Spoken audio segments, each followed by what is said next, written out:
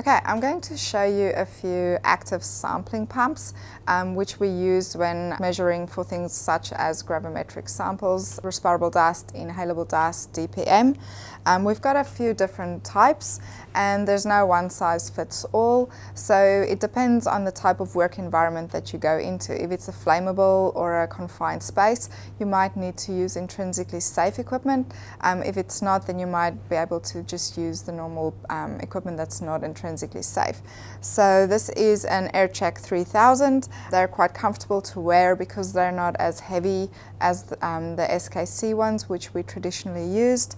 They are intrinsically safe and they're quite tamper-proof, so it is quite hard to set up and to demonstrate this one for you, so I'll use another one to demonstrate. But as for field work, they're quite easy to use, and the tube that you're going to use that's attached to your sampling train, that will go in there. This one is a Casala badge. This is one of the newer pumps that has just recently come out. It's intrinsically safe. It talks directly to your computer or your software, so it is quite handy. It's got an electronic display and you'll be able to track whether your pumps are running throughout the shift without necessarily having to be in the same location. It is important, however, to try and always go to the same environment where your equipment is so that you can make observations as well.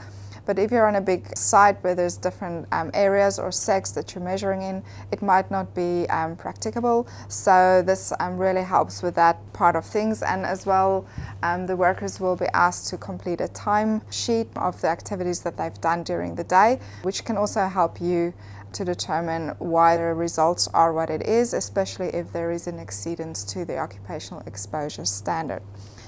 Okay, back to the pumps. We've got the SKC one, which is quite widely used in industry.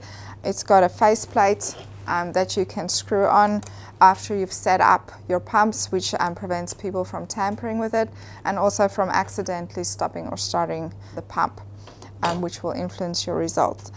This pump has a flow adjuster, which you can use to calibrate the pump pre and post survey.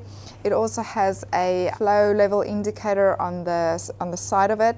It's not very accurate in determining the actual flow of the air through the pump, so we use it mainly as a point of reference whether the pump is running or not. So when the pump is switched on,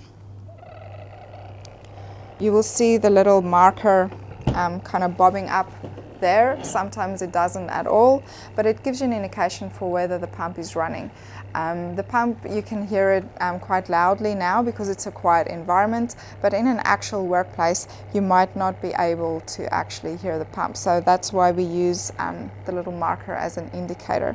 When you're going to start your survey, you have to warm up the pumps for about 10 minutes. So I'm just going to let this one run so it can warm up before we calibrate it, and then we will do the calibration. Okay, so to calibrate a pump, there's a heap of different types of calibrators. So we've got the DryCal, which operates on the same principles as a bubble flow meter, but you can actually take it into the field and you don't have to soap it up, so to speak, every single time. I'm not going to demonstrate that one. This one is the one that we predominantly take into the field because it's intrinsically safe. It doesn't have any flammable components, so most places prefer that. But as I said, there are many different types, shapes and forms, and it depends on what is available in your company and what you prefer in the end. So this one is just a rotameter and it's got the flow right in here. It's got a little marker which looks like a silver bubble on the inside, and then as it pulls the air through, that bubble goes up and it represents the flow rate that the pump is pulling air through. The way that we set it up is you will have your pump run for about 10 minutes or so to warm it up and for the airflow to stabilize through the pump before you actually calibrate it. It will be attached to your complete sampling train. So in this case, respirable dust, and then you will attach it on the inlet. And say for instance your pump has been flowing for 10 minutes,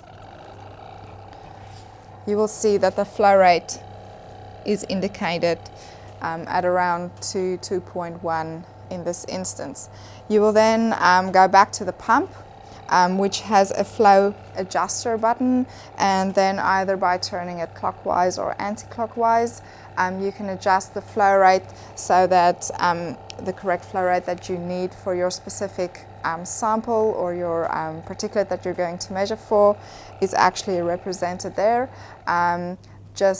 Basically for inhalable dust, you'll have to set it at 2 liters a minute, respirable dust at 2.2, and DPM, depending on the length of time, also around 2 liters per minute. So that's the long and the short of calibration. You do get different types of adjusters for different types of sampling heads, because this one will probably not go onto inhalable dust sampling head. So there is an adjuster that you can use that will fit and seal properly so that you can determine the adequate flow rate for that specific sample. Kerry has kindly offered to assist me to demonstrate to you how to put a sampling train on somebody and the things to highlight and to look out for to make sure that you get a good representative sample. So firstly, your sampling head will have to be as flat as possible and within the worker's breathing zone. So that is for anything that you might sample for, whether it be respirable dust, inhalable dust, asbestos, DPM.